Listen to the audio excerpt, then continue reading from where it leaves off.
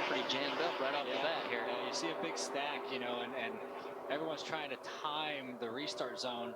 And it seemed like there, on the initial start, it usually goes later. Flagman kind of starts the race. So I think everyone got a little jumpy, and it's made a really broken up, bottom and middle lane here. So we'll see where everyone kind of sorts out as you see Hemric decide to go behind the 2 instead of getting behind the 00 like he thought about for a moment. Yep. But those are basically all team cars working together in an outside lane. Big Machine for Parker Kligerman, affiliated with RCR. You got Sheldon Creed, who drives for RCR, and then the Kaulig cars of Hemric and Chandler Smith.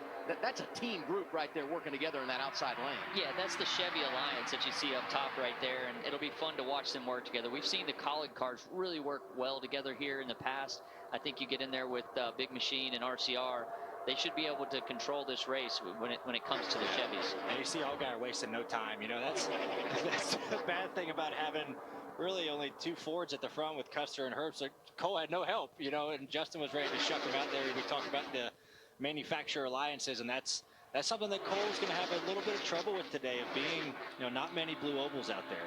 Don't look now, but that 21 has been coming on the top pretty fast, I believe, on the 3rd lane. It's already made up a ton of ground. Well, maybe I'm wrong. I was looking at the wrong car.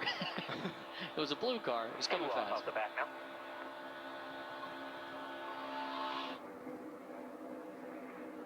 Second place, John Hunter Nemechek driving the 20 for Joe Gibbs Racing. Back-to-back years in the Craftsman Truck Series for Kyle Busch. Enjoyed plenty of success there. And racing here at Daytona, a place where his father won twice, the 92 Xfinity Series champion.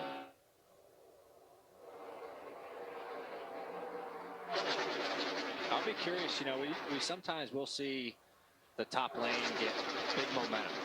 It's the top's kind of migrated up there for whatever reason. That's just kind of the way these plate races go. But I feel like a lot of times you get settled in on the top, which is a longer distance, but you kind of get a good run down the straightaway. But the bottom just kind of keeps creeping forward, and then the leader on the top never goes and blocks the bottom. They're just kind of content in the top train. I'd love to tell you why that is. As you see, Justin actually made a good move to block the bottom, but you'll see these surges all day from the middle, top, bottom lane, kind of go forward and back, and that is all about how aggressive, the top 3, 4 cars in that lane want to push and kind of get momentum, and you'll see that kind of play in all day. Yeah, and as we go green longer, the handling starts to become an issue, and that's another reason that top line seems to be able to allow cars that aren't handling as well to be able to hold on in the pack. The guys that have a handling setup seem to be able to run that bottom a little bit longer. Hemric sliding down to the inside. That car in the middle, the 10 of Justin Haley, started 15th, but has worked his way inside the top 10 in the early going of this race. A 2-time Daytona winner in the Xfinity Series. Also won a Cup race here.